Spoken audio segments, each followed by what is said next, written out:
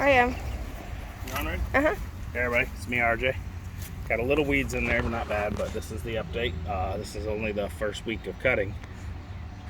Probably what we did in November, December, January, February. It's still March, so about 4 months later. As you can see, looks like we have some moles under there.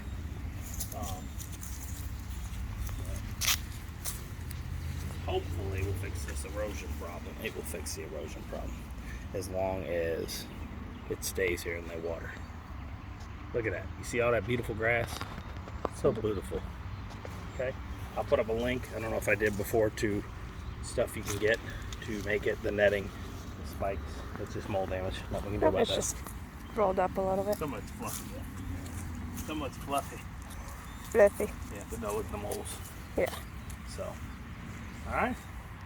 Looks beautiful. There it is. Got some weeds in here. I'm gonna put weed killer down today, right? Huh?